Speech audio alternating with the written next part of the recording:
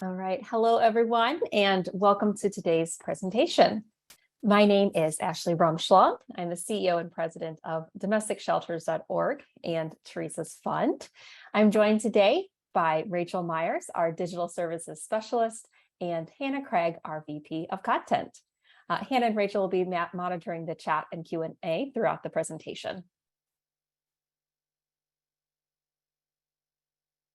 All right, we are so excited today to be hearing from the team members at Three Strands Global Foundation to learn more about the intersection of human trafficking and domestic violence. Just a note, we did originally market this presentation for a 60-minute presentation, but have extended it to 90 minutes.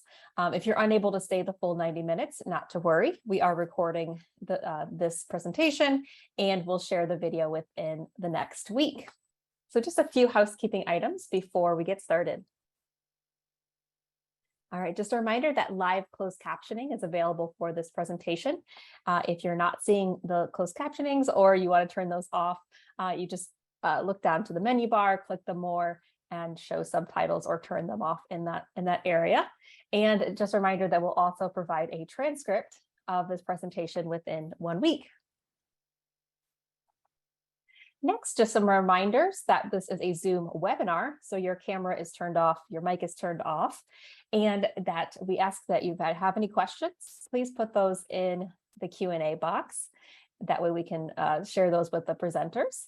Also, if you'd like to communicate with other attendees or let us know of any issues with the webinar, please put that in the chat box.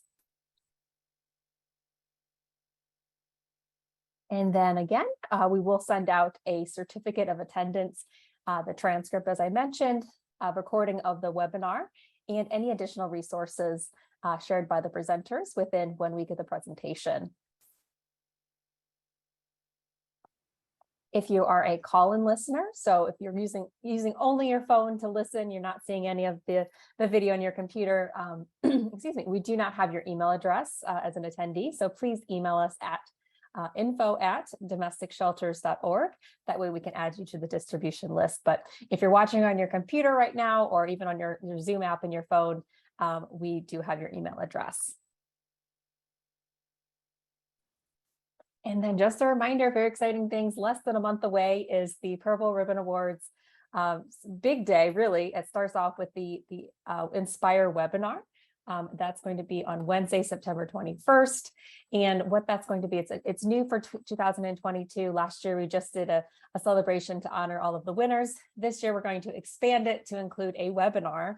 It's going to be, excuse me, a 3-hour webinar where we speak to a variety of Purple Ribbon Award winners and kind of share their stories, share what they've learned over the years to help inspire you to do new things, to try new things, and just to keep going to help victims and survivors. So that's going to be first. We'll put a link in the chat to register for the webinar, and then of course the celebration. So that moment where we all come together and just really take a moment to just be reflective of all the things that we've all done to help victims and survivors of abuse, and just celebrate and really recharge and refocus to go forward and to continue to make a difference. So those are both going to be on Wednesday, September 21st, and we'll put links to those registration. You can register separately for those events.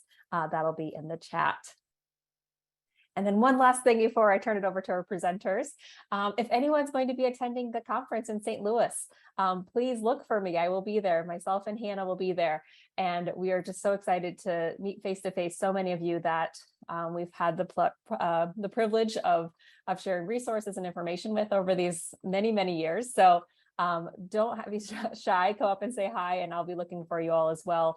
Really looking forward to that moment where we can meet in person and learn more about how we can continue to support victims and survivors. So looking forward to that. All right, so just want to kick off my introduction to our presenters with a big thank you to Jenny Davidson. So for bringing this group of experts together. Jenny is a board member of Teresa's Fund and domesticshelters.org and is an absolute powerhouse of knowledge when it comes to domestic violence. And she recently joined the Three Strands Global Foundation team. And it's just been a great moment where we could kind of, take both of the areas of expertise that she's gaining to help educate everyone about human trafficking and domestic violence. So with that, welcome Jenny, Hira, and Kaitlyn. Hello, thank you so much for that warm welcome. Absolutely. Thank you all so much for being here. This is a topic that we haven't covered in a webinar series yet, and I think it's one that certainly warrants a good chunk of time to go over. So with that, I'll go ahead and just turn things over to you, and we'll see you back here at the end for some Q&A. Thank you. I think we're going to start with just real quick introductions. And so just to let everybody know who we are, as Ashley said, I am on the board of domesticshelters.org, and I'm the secretary there. And I have about 26 years experience in this field around domestic violence, sexual assault, and human trafficking. I was the CEO of a domestic violence agency for 5 years, and I've been, in other roles all throughout my career.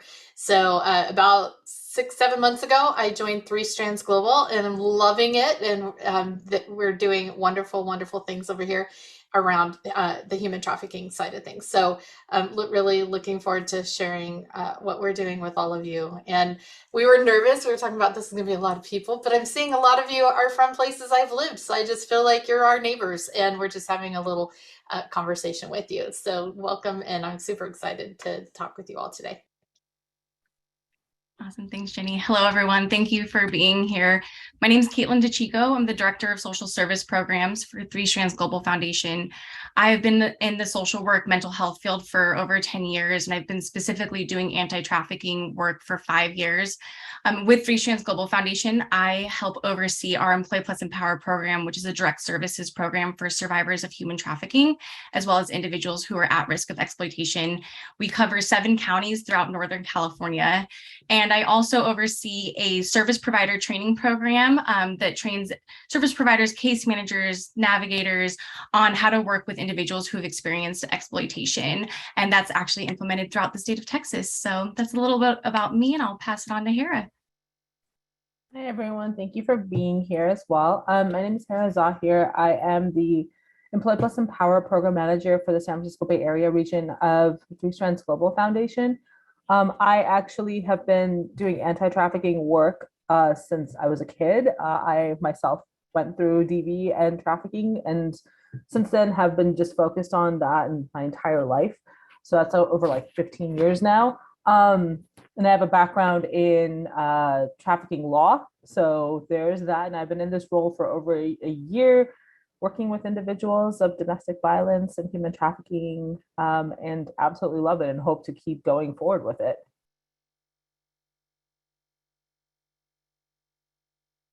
So with that, we will begin. I think it's really important for us to be all working on the same definition of what human trafficking is. So for today's presentation, we will be using the U.S. Department of Justice definition of human trafficking, which is a crime involving the exploitation of someone for the purpose of compelled labor or commercial sex act through the use of force, fraud, or coercion. It's important to note that anyone under the age of 18 who engages in a commercial sex act, it's considered a crime regardless if the force, fraud, or coercion takes place.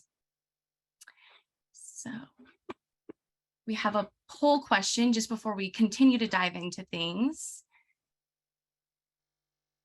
Okay, awesome. So I see that about 74% of everyone, people who took the poll on the call are serving survivors of human trafficking. And so this information will definitely be very valuable to you. And for those who are not currently serving survivors of human trafficking, I think the information that we will cover throughout this session will help just shed a little bit more light on what it looks like and ways that it might appear, especially with people who might have experienced domestic violence. So take it from there. Jenny or Hira, did you want to jump in? Great, so we'll keep it going. So earlier in the definition, I shared that force, fraud, or coercion has to take place for in a human trafficking case. And so really wanted to break down what does force, fraud, and coercion look like. Force includes physical restraint, physical harm, monitoring, or confinement. It can even include drugging a person to incapacitate him or her to prevent them from leaving the situation. This is typically used in the early stages of victimization, but it is actually constantly used throughout the victimization to force the person to continue to be in that situation. Can we switch this slide? Oh, I'm so sorry, everyone. There we go. Fraud includes false promises. It's essentially the lies that are told to a person. That might be promises that someone will get a certain job, they're going to make more money, that their living conditions are going to change. It can also include love or marriage. So a trafficker or an exploiter might tell someone that they love them and move into a relationship with them that gets to the point of marriage, where the whole time the purpose was to exploit them in the end. So this is just the lies that are told to someone to make them believe that they're entering a situation that is better than what is actually going to happen. And lastly, with coercion, it includes threats of serious harm or physical restraint against a person. And this can be physical as well as psychological. So when we're talking about physical coercion, this looks like someone being held at knife point or serious threats to hit or hurt someone. And then when we look on the psychological side of coercion, this looks more like threats to the person to maybe hurt a family member. They might say that they might cause harm to a child or to a parent. We also see this look like blackmail. We sometimes see traffickers who have nude photos or videos of the person they want to exploit, and they tell them, if you don't do A, B, or C, I'm going to send these to your school, to your work, to your loved ones. So we see the sextortion piece played out with blackmail when it comes to trafficking. And then another one that we see that's very common is threats of deportation or threats of sending someone to jail, or even threats that a person's children will be taken away from them as a result of them coming forward. So that might look like an exploiter saying to someone, if you go to the police or you come forward with this information, no one's going to believe you. You're going to go to jail because you're the criminal here and your kids will be taken from you. And so for that reason, people feel very scared to come forward with this information because they believe that these things could actually happen if they share what's happening to them. And here we have the human trafficking power and control wheel. So you're all probably very familiar with this around the power and control wheel that was created out of Duluth that is specific to domestic violence. But you will see here that there is a lot in common between domestic violence and trafficking, right? So a lot of times our survivors report that they had a very close, intimate relationship with their trafficker. They believe this person is their partner, right?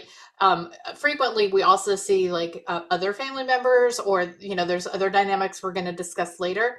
But in the situation of it could be sex trafficking or labor trafficking. A lot of times they're kind of pulled into a relationship and then forced to work as part of that relationship.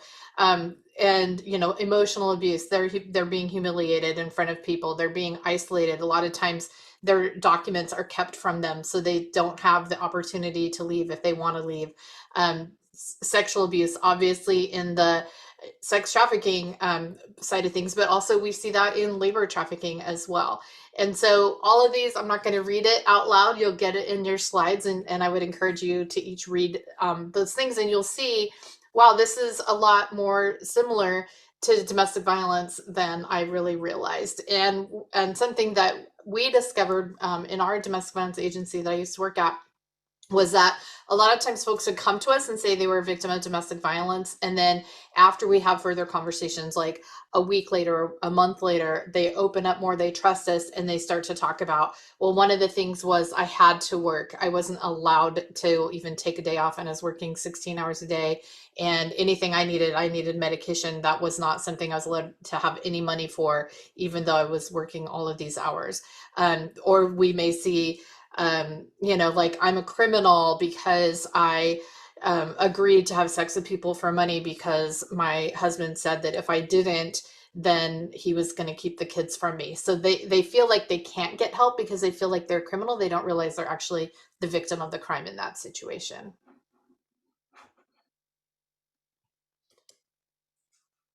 And on this one, there's so many things sort of in common between labor trafficking and sex trafficking, but a lot of things that are really very different. And so the same kind that's both force, fraud, or coercion, they're being forced into something that they really don't want to do. But or they're even with fraud, they're tricked into believing that this is something that is good for them or helpful for their relationship. And so with sex trafficking, it's really the using force, fraud, or coercion to compel a person to have sex with people for anything of value. So it could be money, could be drugs, could be a car, a guitar case, the use of property, whatever the thing of that is of value. And if the victim is under age 18, in the state of California, they don't actually have to prove that there was force, fraud, or coercion, because a child under 18 is not able to consent to sex. So that's why it is automatically considered sex trafficking and not prostitution. With labor trafficking, it can be a little bit more tricky. I know in the agencies I've worked in the past, we thought, I'm not an expert on labor law, right? Like, how am I supposed to help? But when you're talking to like a survivor of domestic violence and they end up moved into this family where everybody's expected to work, really long days, and they don't have a break from that, they don't have the ability to do something different. Start asking those extra questions around, did this happen? Well, tell me more about the family restaurant. Tell me more about what happened at the family business, and maybe open up some of that dialogue, because you may be serving folks and just not even realizing it.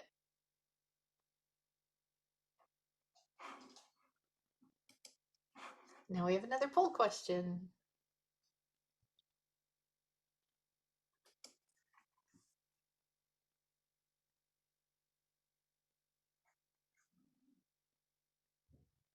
I'm gonna go ahead and read this out loud since we have people on Facebook Live that I realize they can't see the question. So if you are serving human trafficking survivors, are they? And the options are labor trafficking, sex trafficking, or both. And for those on Facebook Live and rewatching later where you won't be able to see the poll, we'll review the results verbally as well. Yeah, that's kind of, that would have been my guess if I could have guessed ahead of time what it was going to be, was that a lot of people are serving both because they do see it in those domestic violence relationships, and about 45% are specific to sex trafficking, and very few, only 3%, focus on labor trafficking.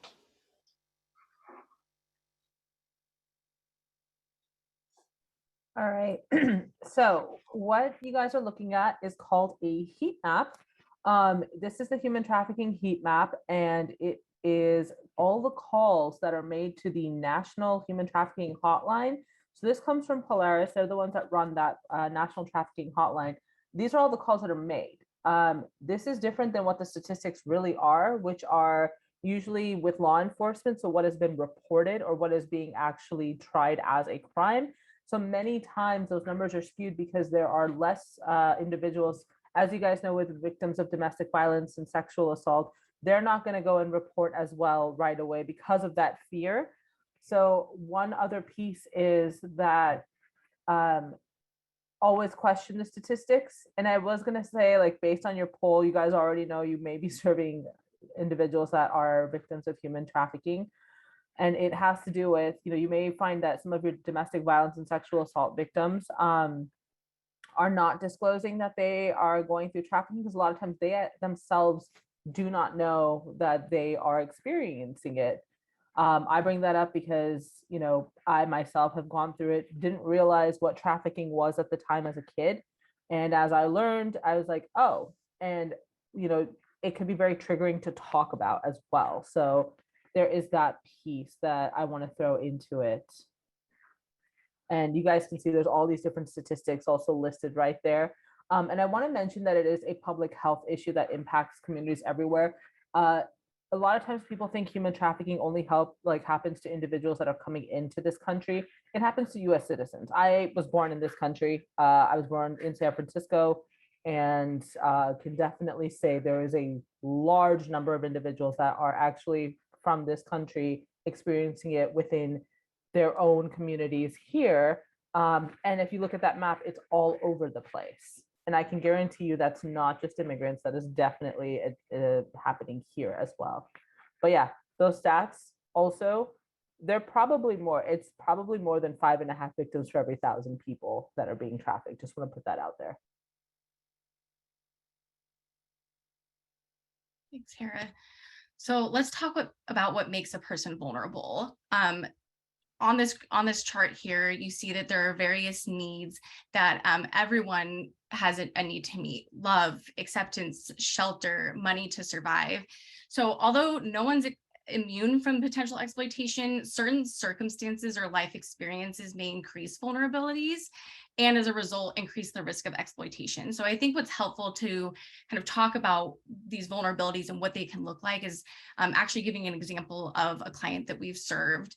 The client that we served was sex trafficked by her mother at a very young age. And so even though her mother was her exploiter, she was still a source of love, of safety, of shelter. She had a family home that she went back to despite the trafficking taking place within her family system.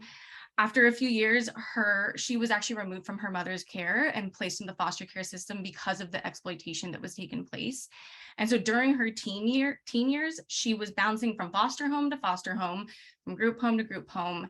And that love that was filled by her mother, that sense of safety, the sense of shelter, because she was going from group home to group home, was really taken away. Those were needs that were not being met for her being a youth in the foster care system. So as a result, what we saw happen to her is she ended up entering a series of relationships that were abusive and violent, searching for the love and the safety and the shelter. And some of those relationships were domestic violence relationships, and some of them turned into relationships where she was actually being exploited and re-exploited by individuals who she was in a romantic relationship with.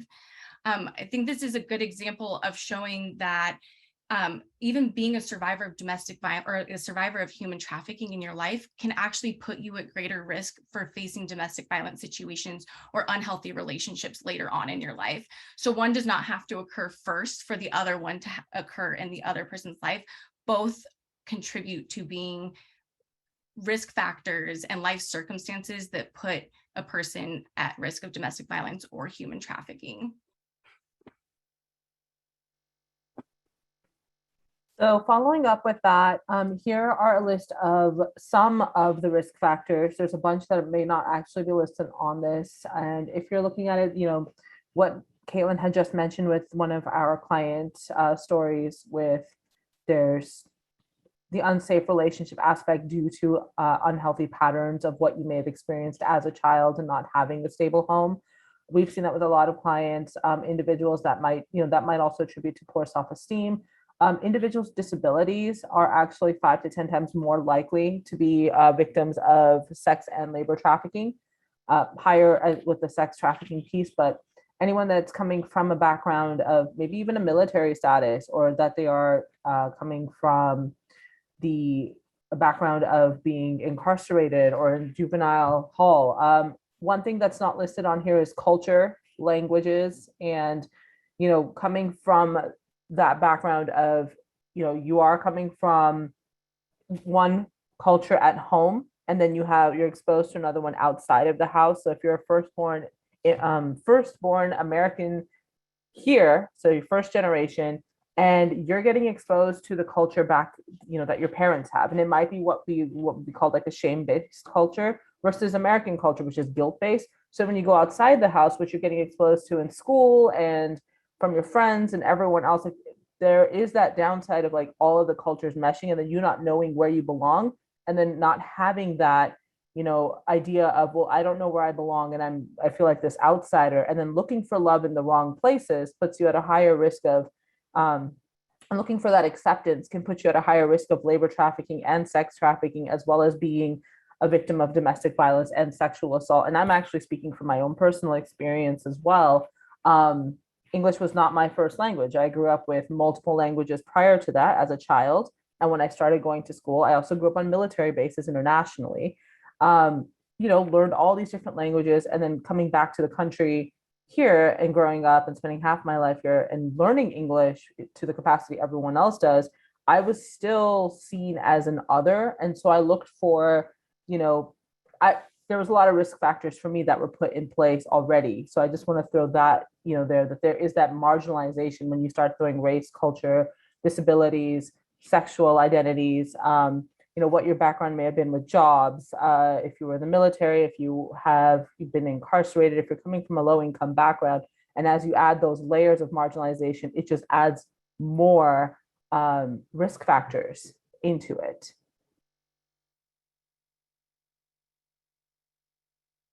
Going off of that, I will say that these are some of the places people will commonly see sex and labor trafficking. One thing that a lot of people may not even think about that we've mentioned are actually sporting events. So large scale sporting events, as cities have them, there'll be an influx of demand for labor or as well as sexual needs. So the higher demand there is, it drives that volume of human trafficking. So for example, the World Cup is going to be coming around this year. Sorry, my cat is going to be making appearances. I apologize. That actually does change it because it is this whole idea of economic principles of supply and demand. So as the World Cup happens, they're going to build all these stadiums, but with all of the tourism that's coming in and that influx of money, that's also going to bring in a higher demand for human trafficking because they have this high demand now. And so if you look at the stats for any large scale sporting event, Super Bowl is huge for that. NBA championships, World Series, you name it, that actually does increase an influx of it. You see it at airports a lot of times. Unfortunately, families, as COVID happened, we all got locked inside. We were all behind closed doors. Everyone was, when it came to kids are actually now attending school online at that point. That led to a higher rate of trafficking and exploitation, as well as domestic violence and sexual assault, because now you're stuck with the person that you are potentially getting abused by. But then online, you're now at a higher risk, about 100 times greater chance of getting exploited because you are now, that's your only way of communicating with people. You're not seeing them face to face. So COVID actually led to a huge drive of trafficking, sexual assault, domestic violence, or even creating those unsafe environments because of the online exploitation factor. You guys have probably seen it. There's the illicit massage businesses, hotels, any city that has a huge tourist economy.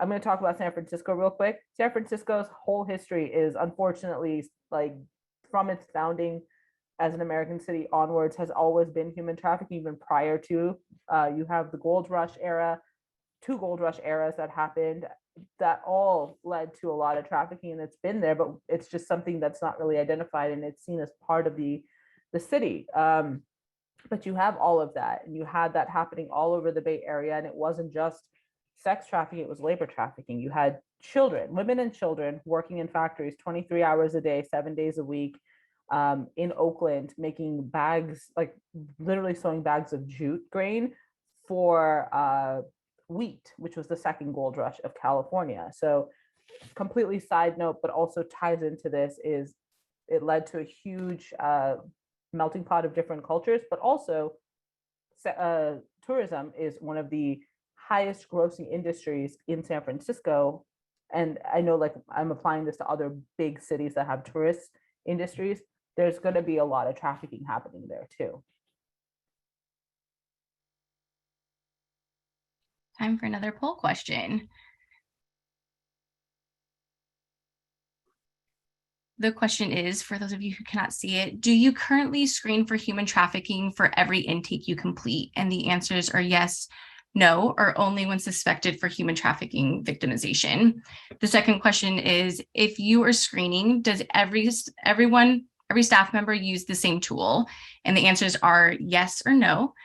And then lastly, if you were screening, do staff members determine through casual conversations, yes or no?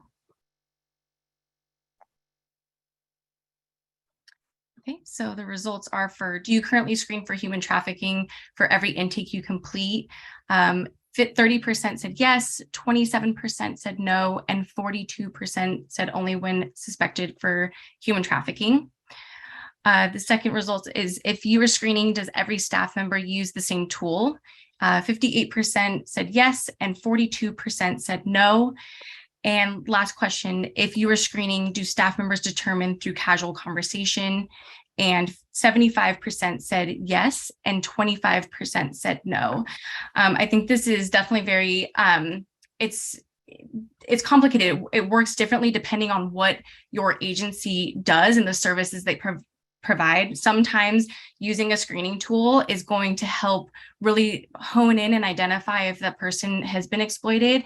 And other times, because of the fear that we talked about before of coming forward, even the screening tool might not catch someone who's being exploited. There's definitely the chance of that. And I think when talking about through casual conversations, I see 75% of you all said yes, that there are some screening through casual conversations. And I think in our program, we too, I'm going to, in a couple slides, tell some more stories. And all of these examples of clients who were involved in domestic violence and human trafficking came through casual conversations and working with them and building relationships. And that often, there are amazing screening tools out there that I highly recommend looking into, but a lot of the times that trust and that rapport building and the safety with the service provider and the client is going to really help bring out some of this information through casual conversation. And so even for staff members, I think it's important to think about training staff members on what human trafficking is, so that if they have these casual conversations and a client says something that's like, oh, that doesn't sound right,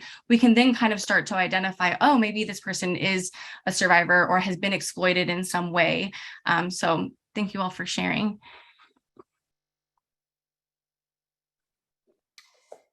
So in discussing who can be a perpetrator, just like with other areas, with domestic violence, with sexual assault, it's really anybody. There's not like a perfect way to identify, who that perpetrator may be.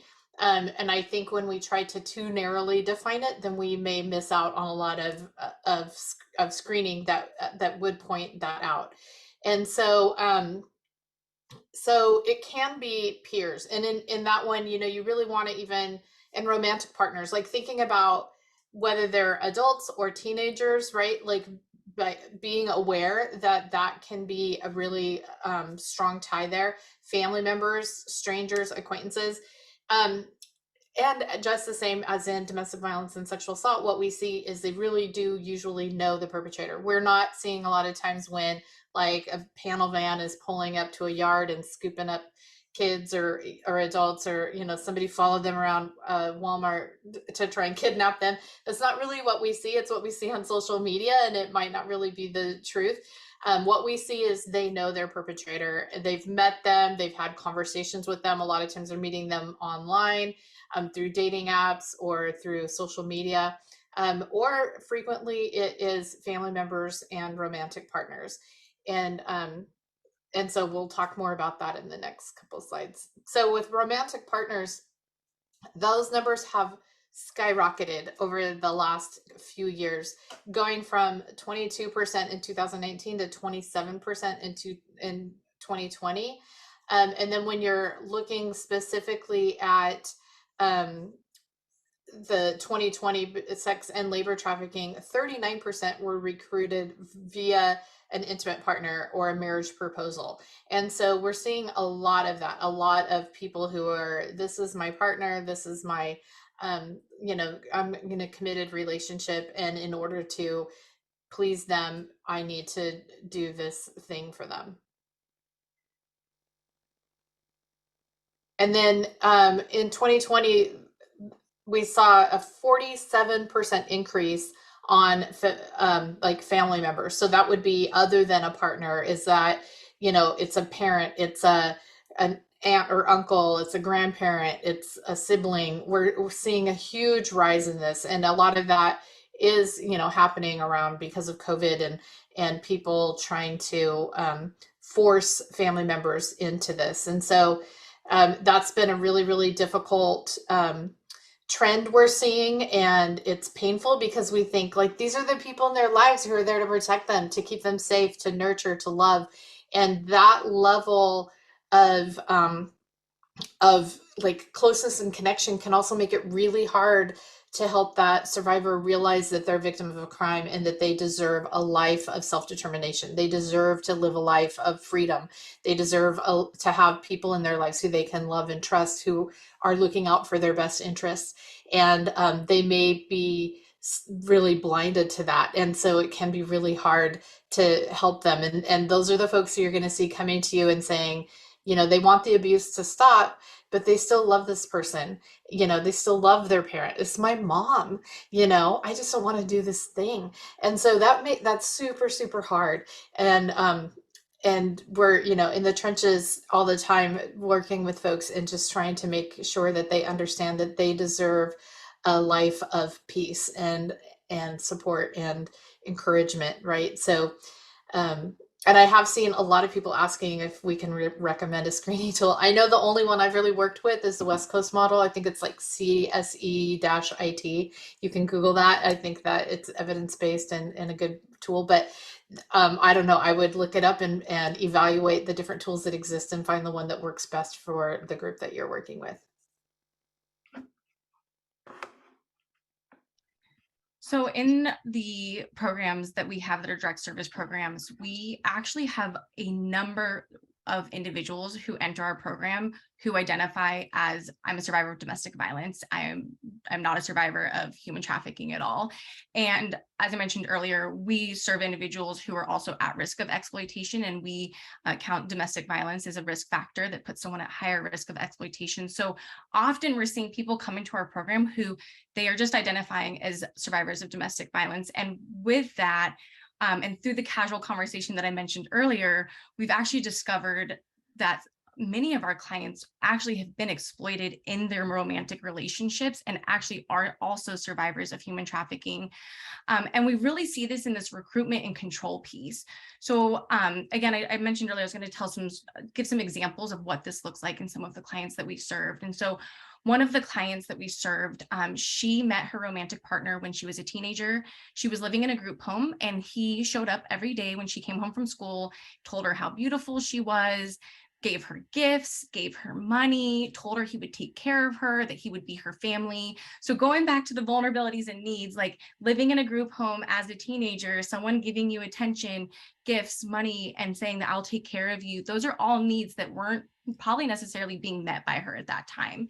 So he really used the romantic piece, he used the helping piece, and he also used the preying on vulnerabilities piece. So eventually she aged out of the foster care system, she continued a relationship with him, and that relationship became violent.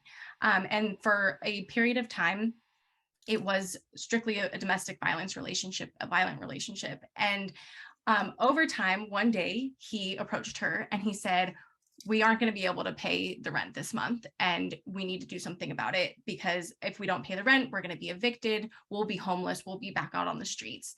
So he told her, you need to go sell sex and bring home the money so that we can make up the difference of what we owe for rent. Her response to him was absolutely not, I'm not doing that. I can't do that.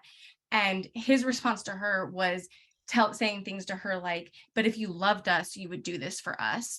If you cared about me, you would do this for me. I've been taking care of you all these years and providing for you, and I ask you this one favor and you're not able to do that for me. He also started preying on more of her vulnerabilities, saying, like, bringing some shame to her, saying like, if you're homeless, then, or like, if we get kicked out of here, we're going to be homeless, I won't be with you, you have no family, no one loves you, you'll be on the streets alone. So in her mind, because of all of these things he was saying, she felt that she had no other choice. Like, she felt she had an obligation to him. She loved him. He was taking care of her all these years. So she felt like she did owe him in some way. And he was right. She didn't have a lot of familial support. So if they were evicted and homeless and she didn't have him, where would she end up? So all of these fears that he preyed on, it kind of forced her into the situation where eventually it was supposed to be a one-time thing for rent, and it became over and over and over again. And so here we see that a relationship might start out as a domestic violent relationship and then move into a relationship where it's more exploitation and human trafficking, and they can occur at the same time. So these are examples of just how some people, traffickers, use that recruitment and control piece when it comes to sex trafficking. But when it comes to labor trafficking, again, I have similar stories to tell with some of our clients. We had one client who was in a romantic relationship with someone. It was an abusive relationship. She wasn't working. She didn't have a job. She wasn't making an income to support herself or her son. She was really struggling financially. And her romantic partner got her connected with a job. She was going to be paid under the table. He explained it to her that it was going to be this great job. It was really not a lot of work. She would just get paid a ton of money for showing up. And then that's all she had to do. So of course she was like, absolutely, I need this job. I'm going to be paid on the table, and you're making it sound like I barely have to work to make all this money. Let's do it. So she showed up to the job that first day, and it was not at all what he explained it to be.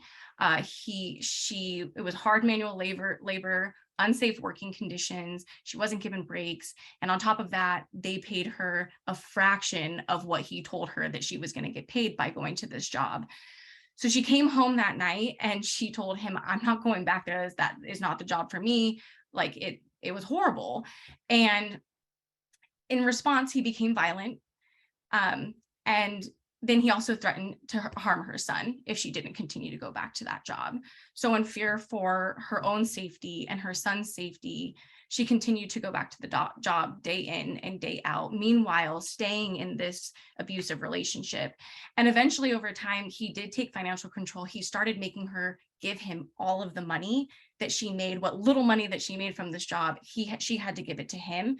So she was even more stuck. She felt worried about her safety, her son's safety, and she had absolutely no means to leave the relationship or to even find a new job.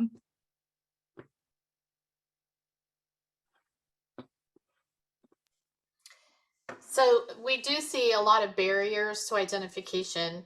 And so for an individual, so, a lot of times it could be, is there a difference between like what a young person might experience and what somebody maybe in their 20s or 30s, and we've had survivors, well up into even their 70s, right? So there's this huge span of that. There's a span of are they born and raised in this area, and so they understand all of the service providers and how to ask for help, or maybe they migrated here from another area of the US or even from another country. And so some barriers that they may face are, like, do they trust law enforcement? Do they trust social services? Do they feel like they even have a right to ask for freedom or for love and acceptance? And they may experience a trauma bond where, when enough things negative have happened and that person is there in their lives and they're bonded to them, even through something negative.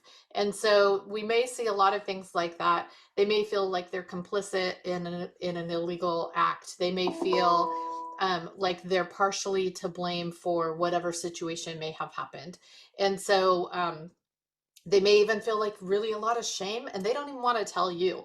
And so there's a lot of different things like that that may be going on for them.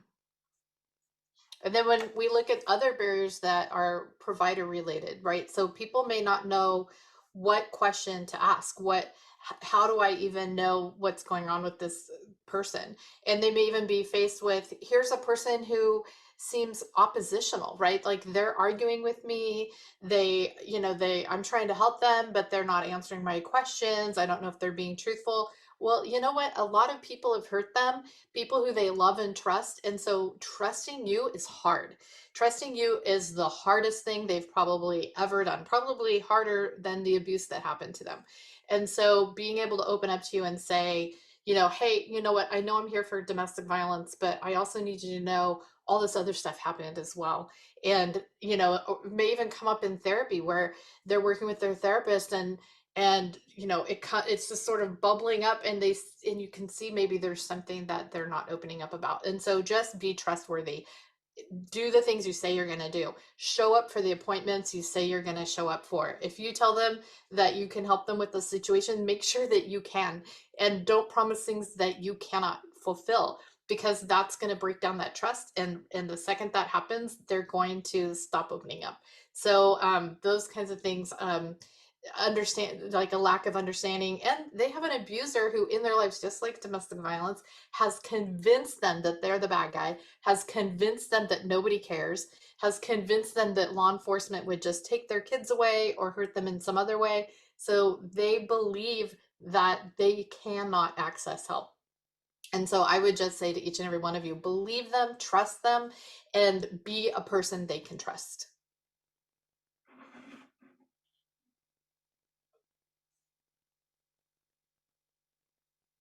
And I think we have our final poll.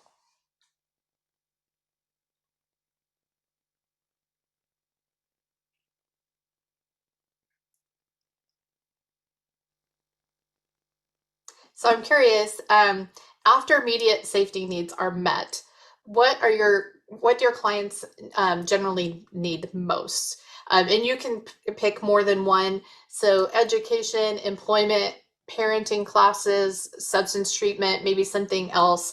I know, so please start clicking those, and I won't leave the dead space. I'll talk a little bit about what I've seen, in working in a safe house situation. Like in that moment, they need food and a shelter over their head and safety, right? But then at what point do they need the next thing? What is the other thing that they need? I see a lot of housing and childcare. Absolutely. Those are huge, huge, huge needs. Legal for sure. And so this is like after they're safe, what is the next thing? Housing, absolutely. Employment, yeah, child care, transportation. Transportation is a huge barrier for a lot of our survivors. So thank you for putting those other ones over there. Now we'll get to see the results.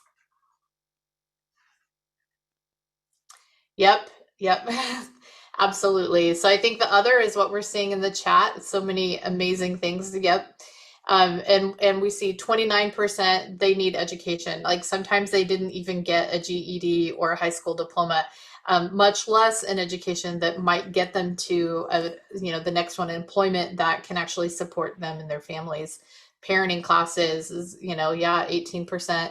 Substance treatment, it's less than half of you, which I think that is more telling than we might think, because I think a lot of people assume that that is the main thing, that they're all 100%, that's their major issue, and it's really not. That we're seeing that at a 100% level. And then other. So I think Kaitlyn has the next. I'll let you go. So based on everything that we have been seeing and talking about, one thing we want to mention is that economic insecurity is one of the most common risk factors for exploitation and re-exploitation, and has actually become one of the most common risk factors during the COVID era, and now with the current state of affairs with our inflation and our economy. I just want to point that out. But yeah.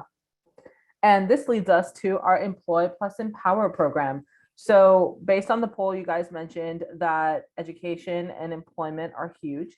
And so what our program is we actually provide individualized, trauma-informed, intensive case management services that actually allow us to give the individual a individualized approach where we meet them where they are at, and it allows them to have their own authority in a way, and it allows them to feel safe and gives them the space to get to a point where we can build that rapport, that trust in those casual conversations. And so what our program does is we like to break down barriers to that employment or education. And so what our case management services allow us to do is they allow us to have wraparound social services. So we like to build a web of the services that we don't provide. We'll get them connected to other individual service providers that may, let's say, provide mental health services or housing, or might be able to assist them with childcare. And so we work on building like a team for this person so that they can rely on other individuals as well and have more than one person, while we focus on helping them get connected to resources that they may need to be able to get, like, for example, professional clothing, I-9 documents, anything that might be related to getting to that place of employment and education to allow that economic stability that we see. And so with our employment, we offer career readiness, We will do vocational assessments. We actually, one question I love asking individuals when I am speaking with them on like what their career educational goals are, they're like, well, I just want to know, like, well, if you could have any job in the entire world when you were growing up, what was it that you wanted to be? And that in itself opens up so many options and avenues that they never thought were possible to be able to actually get to. And so once they start thinking about it, like, oh, I really just wanted to be, I wanted to be a medical assistant or a nurse, or I wanted to be a teacher. It's like, okay, so let's work on the education piece. You don't have your GED yet. Let's get that going. Let's help with all of that. Sorry, I'm like jumping ahead here because they're all interconnected. So that education piece that they might want to go for can actually help with that employment piece as well in the long run. Or they might just want to get a quick job where they're like, well, I just want to do security in the long run. So let's get a security guard card and then I can work in security. So we literally will work with them to help identify like life skills that they might need in jobs, professionalism, career development in the sense of certifications, cover letters, resumes. We do financial literacy, like anything and everything that can help with that economic stability piece of helping them gain that employment or go through that education and training. We are there to help them pretty much every step of the way. For an individual that gets employment, we'll actually stick it out with them for 3 months and see how they're doing at that job to make sure that they're doing well and it is what they want. And if they decide this is not the right fit, well, we'll go back to square one and work on all of this. And this is in addition to working on all those barriers. And same with education. We'll help them with FAFSA. We'll go on school tours. We'll do college major exploration. If they mentioned they want to like do something in the animal field, find out if there's any lectures or talks going on to see if there's anyone that they would want to be interested in speaking with, or even exploring which professors that are experts in that field might be at the universities that they're interested in.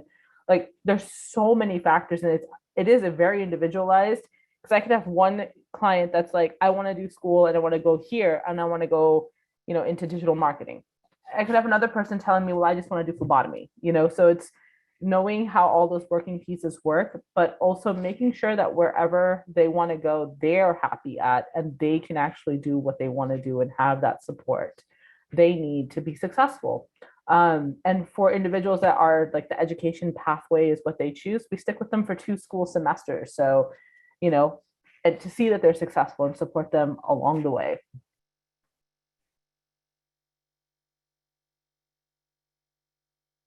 We started the program in 2016, and during that time, we've served over 445 survivors of trafficking, as well as individuals who are at risk of exploitation. I wanted to share some of these stats that we have on the risk factors that are faced by the clients that we serve. I just want to point out here that over 75% of the individuals we have served identify as survivors of domestic violence. And meanwhile, just under the 75% mark identify as either a labor or sex trafficking survivor.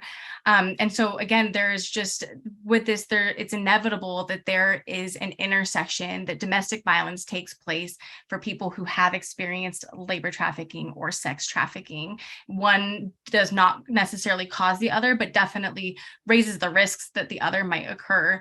And then some of these other risk factors too are not necessarily the cause of or aren't necessarily a product of being a survivor of trafficking. So when we look at foster care involvement, almost 75% of our clients that we have served were involved in the child welfare system at some point in their lives. And we know that individuals who have been in the foster care system are at far greater risk of facing exploitation than their non-foster children counterparts. Also, like when we look at criminal justice system, a number of our clients who have had criminal justice system involvement, it's as a result of their human trafficking situation. Maybe they were made by their trafficker to do something, or they may have been arrested for prostitution related charges. So these are all factors just to take into consideration as we work with our clients. We really try to pay attention to what risk factors have they already faced, what risk factors are they facing now, and how does that intersect with their vulnerabilities when it comes to human trafficking. A little bit more information about the program, and then I'd love to share a couple more resources that we have available at Three Strands Global Foundation. We have placed 303 clients, and I think this number is actually a little old, it's a little bit higher now, but we've placed 303 individuals into employment opportunities since the beginning of the program with a 91% retention rate, meaning that they were able to stay in their job for 90 or more days. We've also placed 29, education's a newer component to us. We've placed 29 individuals into education opportunities. We started offering that during the pandemic in 2020. And we actually see 100% retention rate, meaning 100% of our clients that have pursued an education opportunity have remained in that education opportunity for over a year.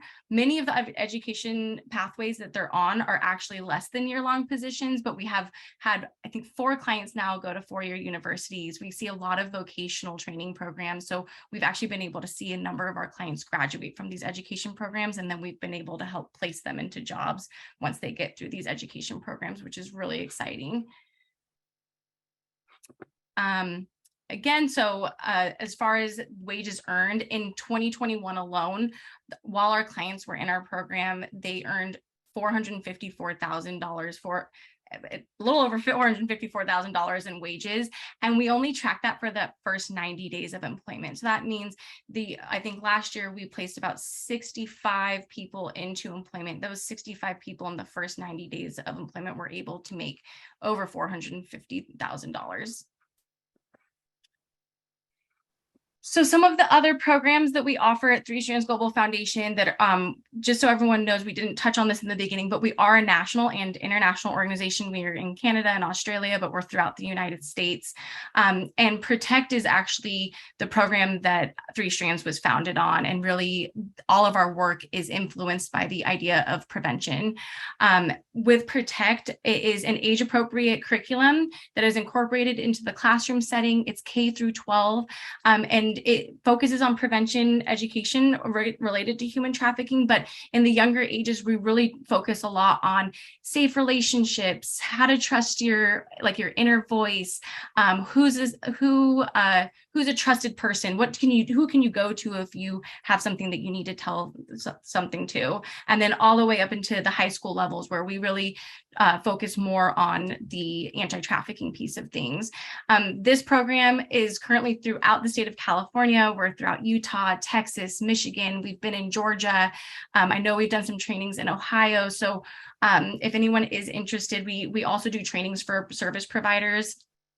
So if we train law enforcement, probation, service providers, community members on how to identify human trafficking, how to respond to it if you suspect it, and we can also help create protocols if you suspect it as well. Next, we have Brave. Brave is best practices and responses and approaches for victims of exploitation. This is a online. Sorry, you gotta go to the next slide. Sorry. I'm sorry. Oops. There we go. It's an all online. It's about a 40-hour training, all online, self-paced, where it covers information all the way from recognizing human trafficking to building rapport, communication, boundaries, managing relationships, collaboration with others, identifying and triaging needs. And then we also cover employment and education pieces as well. This training is intended for individuals working directly with vulnerable populations. So we've had social workers go through it, navigators, case managers, advocates, and the platform is really incredible because it's actually made so that people can collaborate throughout the training to talk about experiences that they've had, how they're going to be able to implement the training, what worked from the training versus what might have not worked. So it's definitely meant for agencies to work together, to learn from one another, and to incorporate some of these best practices into their work with the individuals that they're serving.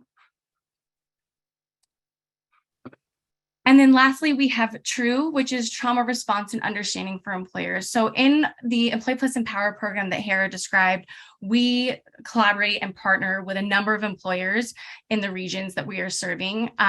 We create these formal partnerships with them so that our clients have a direct pipeline and pathway to employment opportunities that are safe, that are sustainable, that pay them a living wage position so that they can reach that economic security. And when in this partnership, we created a training on trauma. So the training covers what trauma is, recognizing triggers, trauma-informed communication, and the impact of businesses being trauma-informed. This is really a training for anyone who might be interested. It has been an incredible training that we've actually implemented internally for all of our new hires, as well as our teams to go through, where it just helps build understanding of that so many of us have experienced trauma and carry our trauma with us, and how this might look when we're in the workplace. It's made for everyone from the leadership staff to HR to supervisors and managers to general employees. I think everyone could take something that will benefit from this, just to improve how we communicate with one another and how we support one another in the workplace. So this is available to the public, but we specifically have all of our employment partners go through it. So that way, when we're placing clients into positions with them, they are entering a safe space that is going to be trauma informed and understand the various needs they might have. So with that, that concludes our presentation for today. I know we're going to have a question and answer session, so we're really looking forward to answering any questions that you might have. But if you're interested in learning more about any of the services or programs we offered, or if you want to ask any questions offline, our contact information is listed here. We would love to connect with you. We are huge on collaboration and partnership. This work takes a village. It takes so many hands to come together to support one another. And so we're always looking to collaborate and support and get support from other agencies who are deep in this work as well. And then all of our social media handles are there if you'd like to connect with us and follow any of the work we're doing in that way.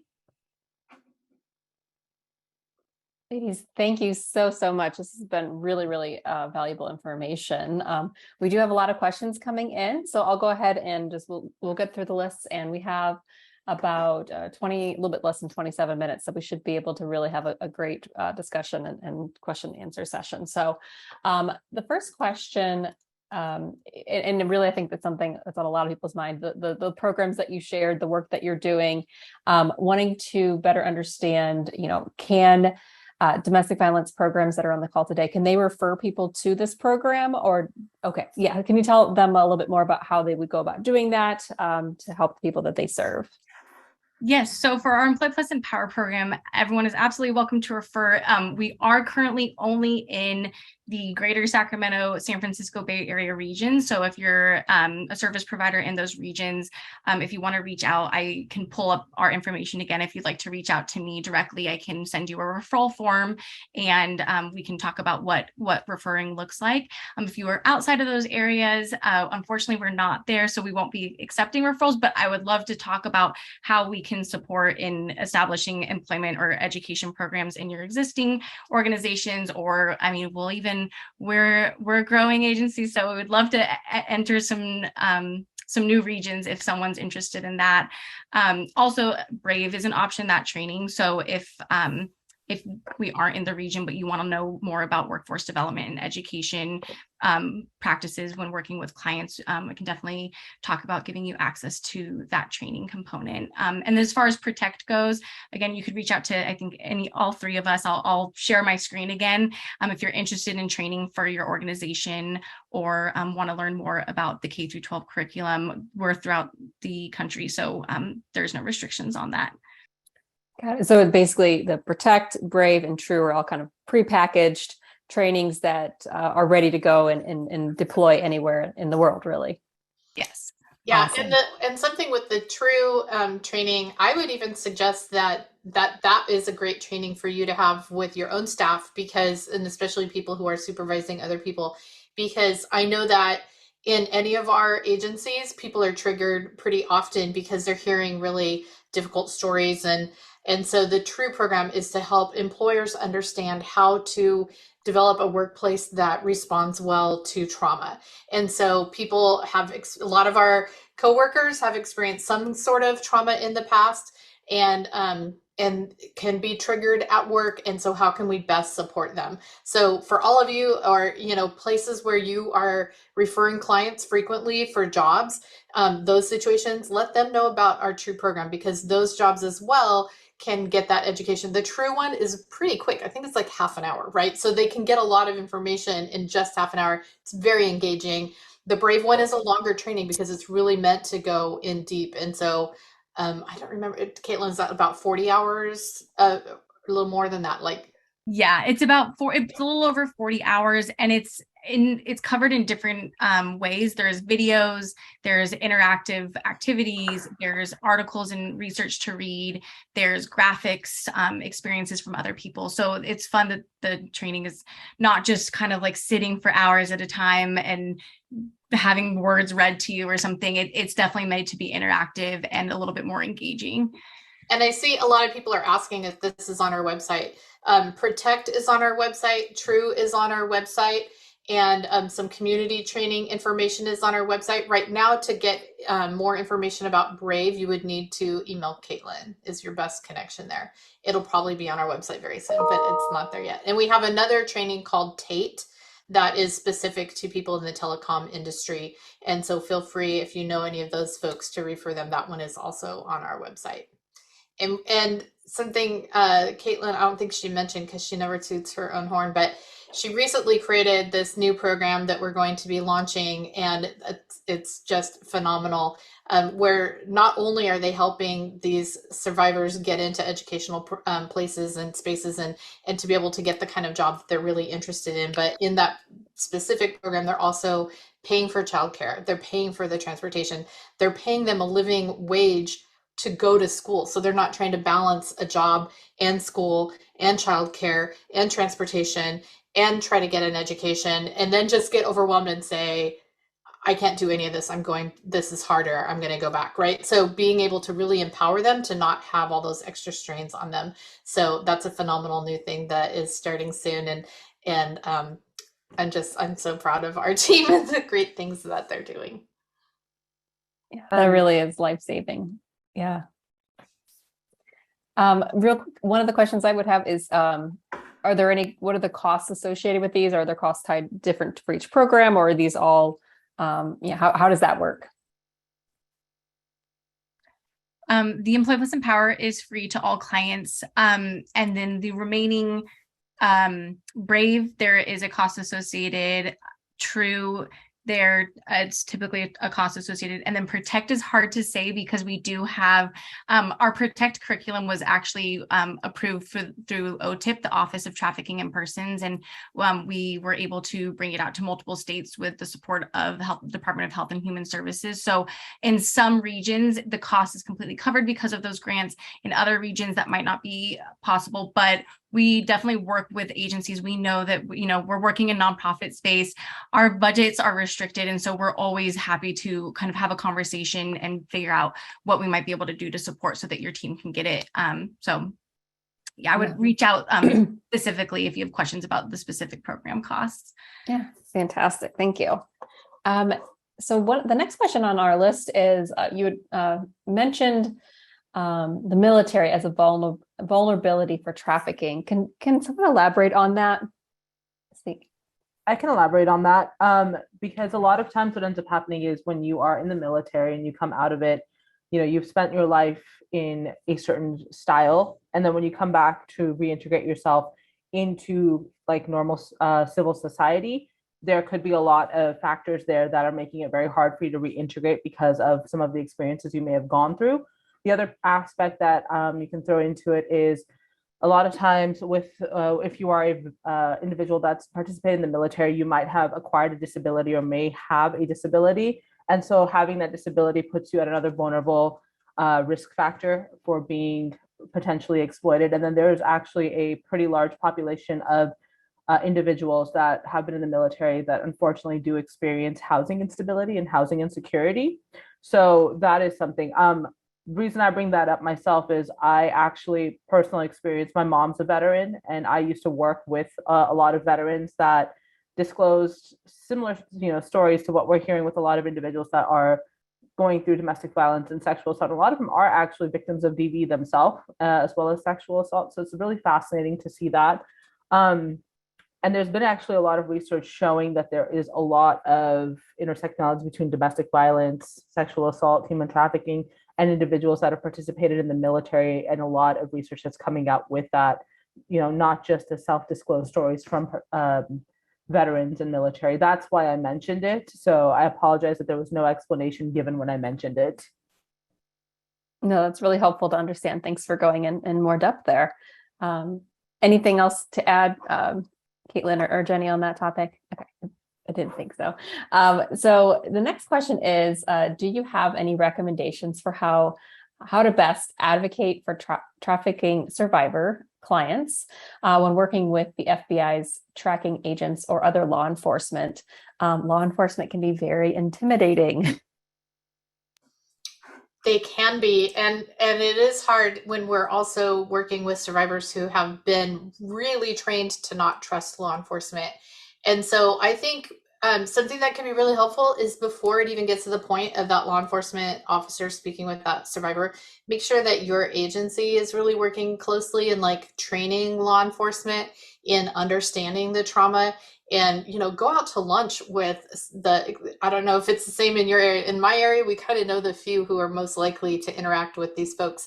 And so have lunch with them, like have conversations, talk to them about trauma, talk to them about the impact of their language, right? Like, don't use the word prostitute, right? Don't use this phrase, or don't come across as accusing them of a thing, but being protective and listening, and those kinds of skills that we've learned in the social work side that they might not have learned, because their main role so frequently is find out the information, make your reports, arrest the offending parties, make sure everything can be subpoenaed in court the way it needs to be. So they have a really important role, and they have not necessarily been taught to kind of be also that comforting role.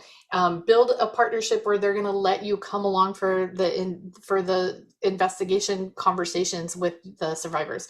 Maybe ask law enforcement, hey, can you come to our office instead of us coming to you, and help the survivor to feel more like they're on their own home turf kind of a feel.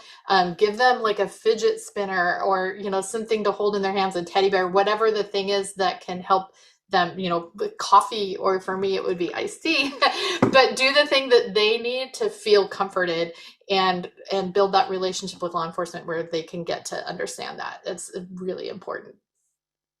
And I was going to say, I can add that, if in your areas you have a Homeland Security Investigations office or an FBI office, they actually do their work with the trauma-informed or victim-centric approach as well. So granted, local law enforcement may have not had those trainings, but these offices have. So you are always welcome to reach out to them, and they will give you, they use a very trauma-informed lens. I call them all the time for information, or like, hey, I was just disclosed this, can you guys help, or something along those lines. And they can also work really well with the local law enforcement and kind of keep them in line too, until all of our local law enforcement's trauma informed. Wonderful. Thank you very much. The next question we have is, so how do you approach working in human trafficking from a race and social justice lens?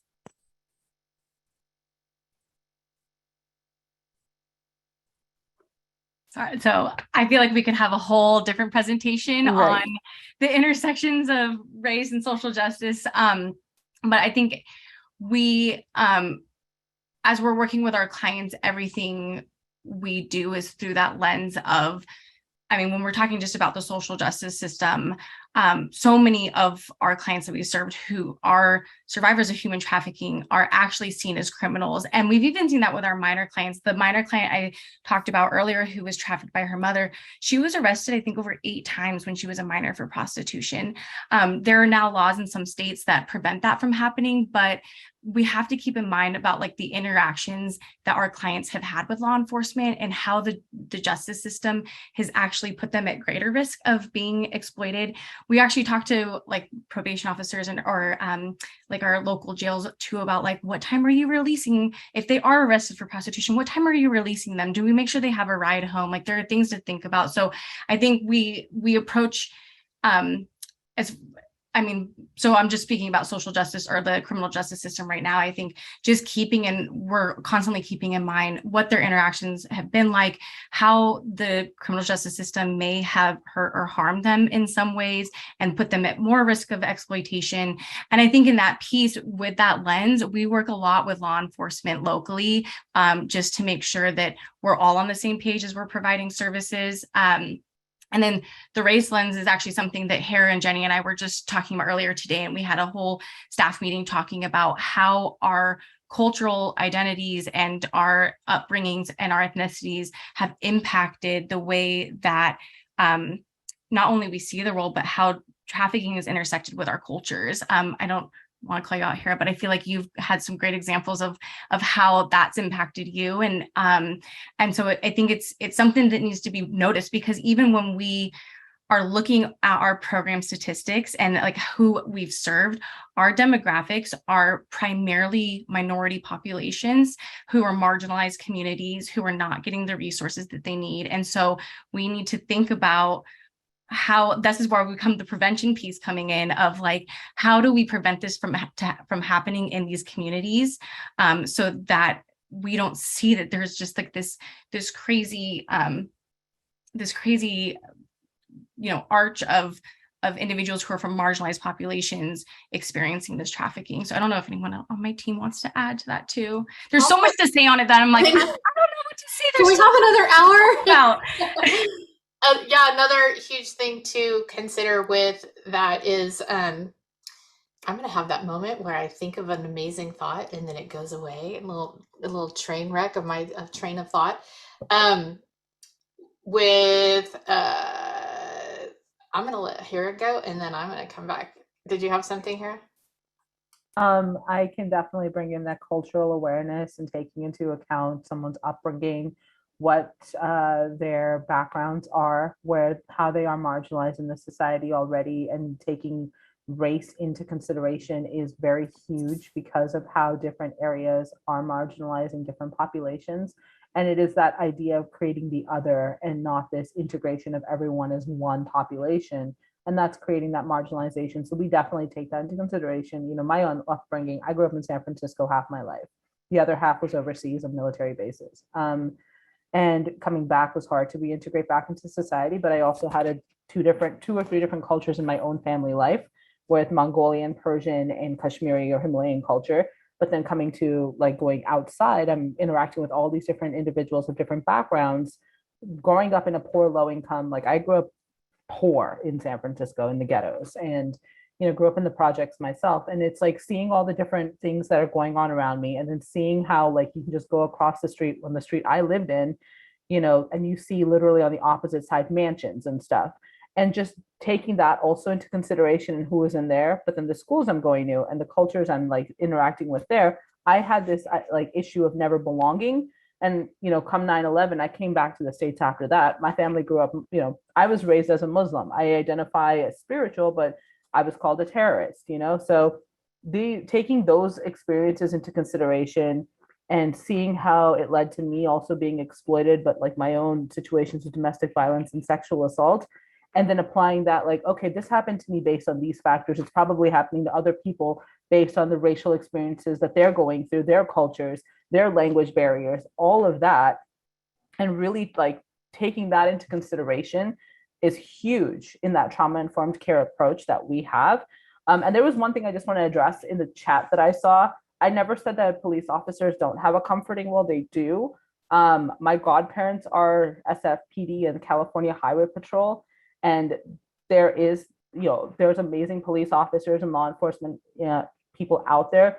But when we say the trauma-informed care approach, we're saying agency-wide, that there needs to be like a training in place for that. That's all I was saying. I just want to point that out, that there was that misconception. But and I was saying that from the San Francisco lens, like what I see as SFPD. So that's all I wanted to throw in there. Jenny, did your train come back to the station? Nothing? Okay. Well, we'll keep going on the list. We have a little less than 10 minutes left. So are there laws that protect victims of sex trafficking from prostitution charges? I think we touched on this briefly, so maybe just reiterate this. And second part of this question is, would there be federal laws or do they vary by area? So maybe going into that a little bit more detail. I think that they do vary by state. In California, under 18 cannot be charged with prostitution. I think that even still to this day, it's very frequent that over 18 they are charged. And even under 18, I've seen them try to charge, because what law enforcement sees is that it gives them a way to pull them out of that situation and get them into like a group home or, a place where they can try to help them. But they need to realize that they can't be charged, with a crime when they're a victim of a crime and then still feel like they have access to supportive services. And so it may sometimes be seen as the easier way to pull a victim out of a dangerous situation is to arrest them for a crime. And so it's state by state. I've never looked up to see how many states have that law that under 18 they cannot be charged. And I would say that frequently, even the best police officers that I've ever interacted with are still charging for prostitution in a case where it seems like it's clearly human trafficking. And then they do seem to charge traffickers as with pimping and pandering, which has a far less of an actual like sentencing, like it's far less of a crime. I don't know, I'm not using my words well, to be charged with pimping and pandering, but they'll get them to plead to that instead of trying to try them for human trafficking, because for human trafficking, they have to prove force, fraud, or coercion. That's the big difference between pimping and pandering and human trafficking. And so they have to find a way to prove intent, which is really, really hard to do. And so it's very rare that we really even are seeing these trafficking charges coming against folks. I will just add to that, in California, so everyone will need to look up state by state basis, but there are vacatures that happen for survivors of trafficking. So any crimes that were committed during their trafficking period, if they can prove that was a result of their trafficking or that they were forced to do that by their trafficker, those charges through vacature can be dropped. And so that's one way to help reduce some of those. But yeah, everything Jenny said was on point. I was going to also add, like, it is state by state, but one thing I would also encourage you, this is a whole different topic that we can get into as well, is I encourage you to look into your state's laws regarding marriage, and that, because that could also lead to child trafficking. It is different state by state, and there are potentially situations where there are minors being trafficked due to some of those laws in place. I want to throw that out there, but yeah, it is very different state by state, and sometimes even region by region and county by county. It might not be laws, but it's just how the practices are in play and what is being said and done. Wonderful. Thank you for that information. I want to kind of ask this question, but and kind of lead the conversation in a little bit broader sense, because we've kind of approached human trafficking from the standpoint, okay, how will domestic violence professionals perhaps interact with people who have been trafficked? But the question is, what states are considered hubs for trafficking? But in the answer, could we, as I see here is answering the question with her reaction. But maybe with this question, kind of have this discussion of just, let's really paint the picture of the realities of human trafficking throughout America, and that it's not, like you kind of touched on this fact, that it's not just people that are coming in from other countries, that it is happening in, wealthy suburban neighborhoods, all these different areas. So if we could just kind of paint that picture of what is the reality of human trafficking in the United States and Canada that you're seeing. I was going to say, if we want to just tell everyone how our organization was started, that would actually paint a pretty good picture. I feel like Jenny and Kaitlyn can do a better job than I can, though. So Three Strands Global Foundation was started by Ashley Bryant after her good friend's daughter was trafficked by a high school peer. And fortunately, she was recovered after 8 days, but that doesn't always happen. And her situation, every trafficking situation is unique and different. And so in her situation, it was a peer. But what we are seeing often is it is a romantic partner or a family member. We see that quite frequently. So that's how it was started. And I think like painting the picture is like it is happening everywhere, and it's just such a hidden crime. It is hidden in plain sight, and that's what makes it so difficult. I think and we didn't touch a lot on this because of focusing on domestic violence, but with social media, I sound like I have a sister who's younger than me, and I always age myself when I'm like, be careful on social media, but really a lot of the predatory things are happening on social media. People are meeting people online through different apps, and they're building relationships with these people over time.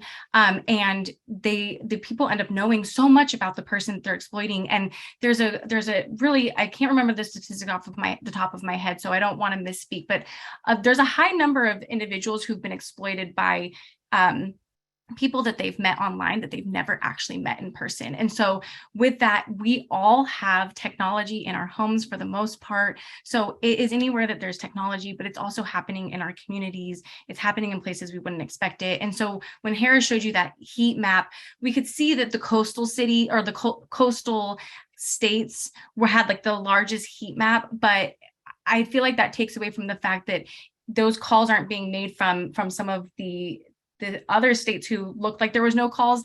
It's still happening there. It just people might not know what it is or what it looks like or how to report.